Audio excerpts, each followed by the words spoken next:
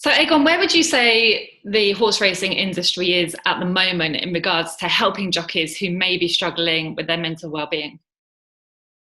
I think we've come an awful long way in a very short space of time. Even from when I stopped riding in 2014, we've improved no end. In terms of the well-being, I suppose you could kind of distinguish sort of three main areas.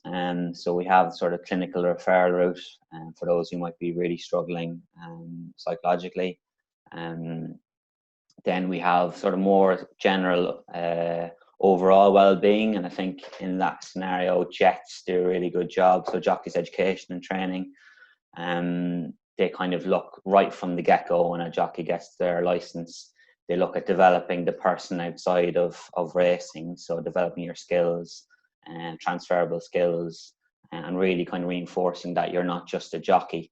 And I think that helps hugely in terms of well-being, that you're not getting all your positive regard or your sense of self-worth just from because you ride a winner or you don't ride a winner.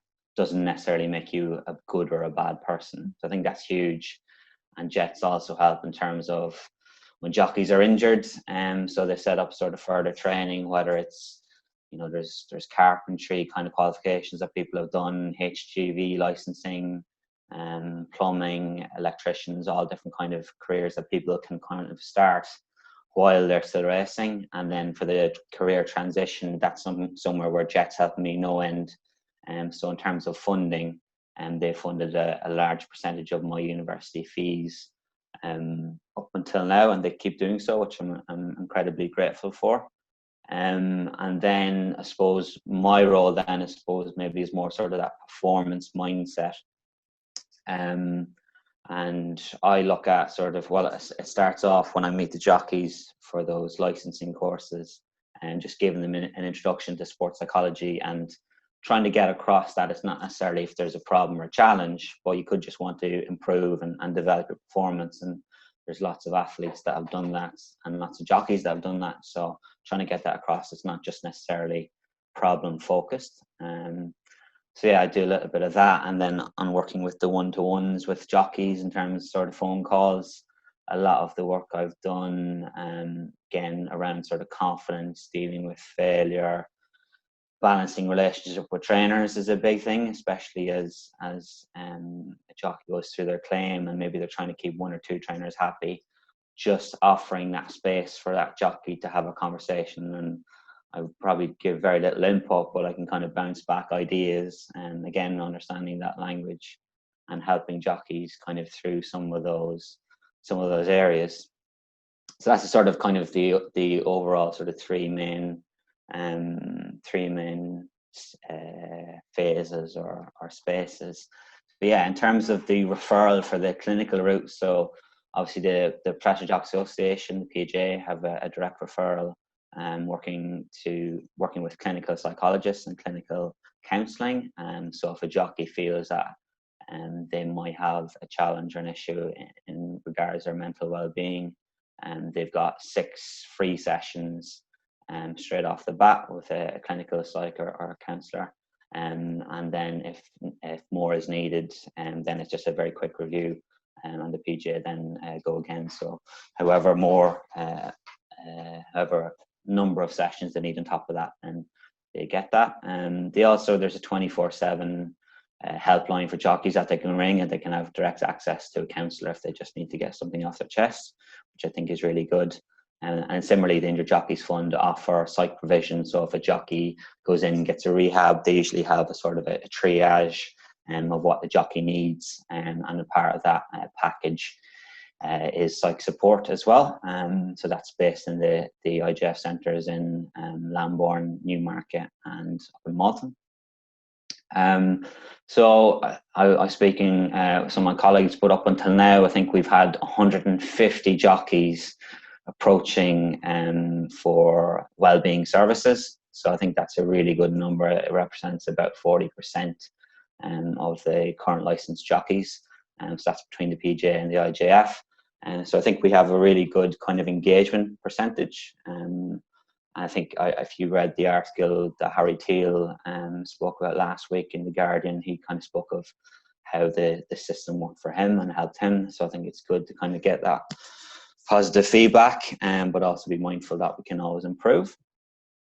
And then I suppose the other main aspects would be the sort of promotional work. So Jets, again, the Jockey Matters videos were a big thing. So we had a lot of, about maybe 7 or 8 videos with jockeys kind of explaining their own experiences in different aspects of racing. So went from mental health, well-being, resilience, nutrition. We had a driving safety video, being fit to fall, addiction recovery. So we had lots of kind of, Johnny Murta was on there. We had lots, Leighton Aspel, Mark Enright was very open about his struggles with depression. So with well-being, obviously everything affects it. If you're doing light, you haven't eaten for 2 days, you're going to be a little bit irritable.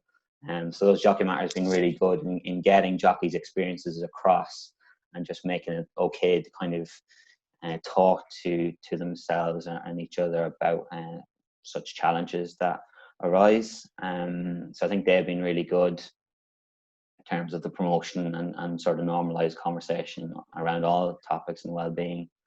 And then again, in the training seminars, the nationals and the apprentices have a couple of sessions with Sporting Chance. So they talk about mental well-being in general, and then sort of gambling or substance abuse addictions, which unfortunately racing, gambling, and obviously alcohol and drugs is pervasive in all manners of society. So it's going to be pervasive in racing, and it's just making sure that behaviours around alcohol and whether it's smoking, whatever it might be, are well discussed, and jockeys understand what the drawbacks from them might be. And it's not saying that everybody should be teetotal at all, but it's, I suppose, that if you're relying on those nights out or getting alcohol on the way home from the races, if you're relying on that to get you through the day, then that might be an issue, and that's something to address.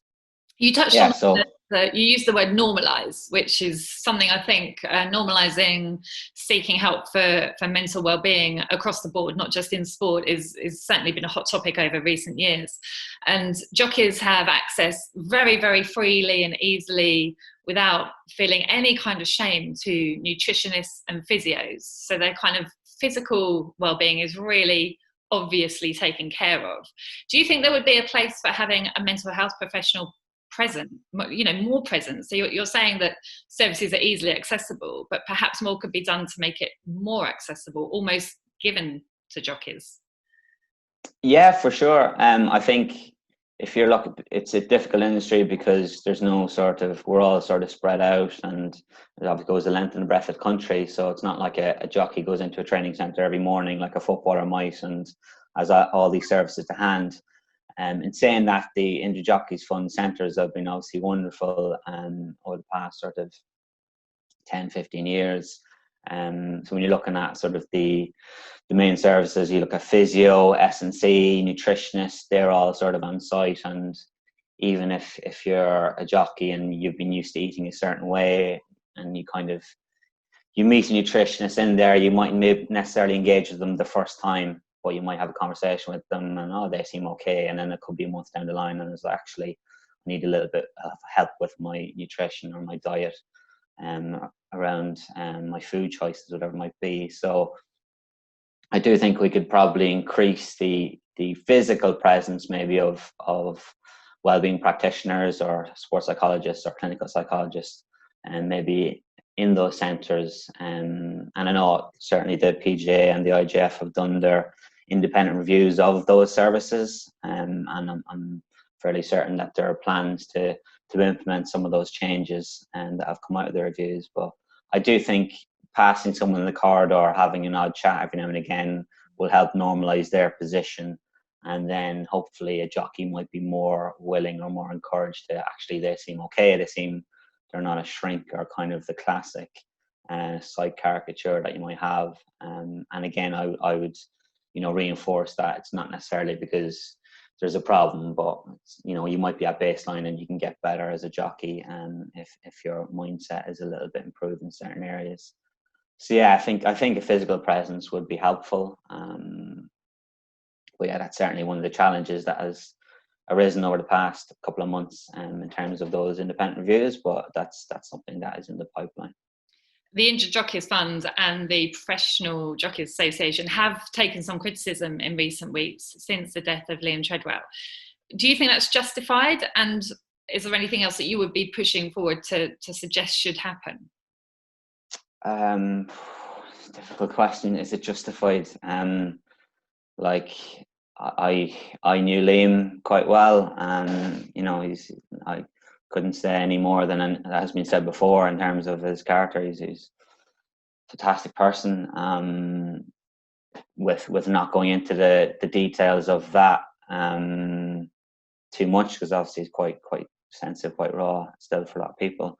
But for sure, we can always do better. And I think we have to constantly kind of reflect on our own processes and systems. Was a criticism fair? Probably not. I think an awful lot of work has gone on in the background that isn't necessarily publicised, because when people are using the service, it is fully confidential. So it's not like maybe it's easier for an S&C coach to show how far a jockey has come, because say, oh, this jockey broke their leg in May, now they're back squatting whatever it is weight in September. I think that's a very easy thing to illustrate. Whereas if you have been working a jockey under confidence, they're not going to necessarily splash that out all over Instagram and Twitter. And then especially in terms if there is a clinical issue there and they've sought help and they've got it solved. I think Harry Thiel, again, to touch on that was really really impressive of him, for him to come out and speak about his own difficulties, and he had found the service system very helpful for him. So yeah, it's you should always look at criticism and see, is there any sort of truth in it? And there always is to some degree. I said we could certainly improve in terms of, I think, education, in terms of people just understanding what are the emotions they're feeling, understanding that that's completely normal, that we all have tough days, we all have challenges. I think it's like 1 in 4 people will face a mental well-being challenge throughout the year. So yeah, it is to sort of normalise it and to give jockeys the information and what the challenge they're facing, where it may have come from, and what are the sort of things you can do to help that at an early stage. I think that's probably we always say prevention is better than cure. So looking at tackling and getting the jockeys to tackle those things early doors. So if they've just been beaten a short head, or if they've just had a fall and they're struggling dealing with that, getting them to speak to someone earlier than allowing that to fester. It's like if you cut your foot and you ignore it, you could end up losing your foot after a couple of months. Whereas you cut your foot and you clean it out and you bandage it and you dress it as soon as possible, then you're more likely to make a full recovery. It's a very bad analogy, but it's that sort of idea, and getting out front and center, normalizing that we all struggle, and then having those clear systems in place. I think a challenge for racing, because we have so many organisations. We obviously the PGA, the IGF, we've got Jets, we've got Racing Welfare, and then we've got the BHA over all of that. So synchronising, working together, making sure that service is as easily accessible as possible, I suppose, is the big challenge. And then for us as the practitioners, having those independent reviews, making sure that we're doing our job well, and we have the right systems in place, is incredibly important. I think there's a lot there inherent in the system, inherent in racing. So you look at the physios, offer a lot of psych support without even necessarily realising it. They obviously see the jockeys at their most vulnerable, and they do open up to physios, valets as well. Of course, most of them have been ex-jockeys. They're in there with them in the weigh room. They understand the demands. So I think supporting those type of people would be massive as well, in terms of their knowledge and their information of what do I do in this scenario if I feel this jockey is displaying certain characteristics or behaviours of mental wellbeing challenge. So look, plenty to do. And I think yes, the classic one, there's a lot done, but there's a lot more to do.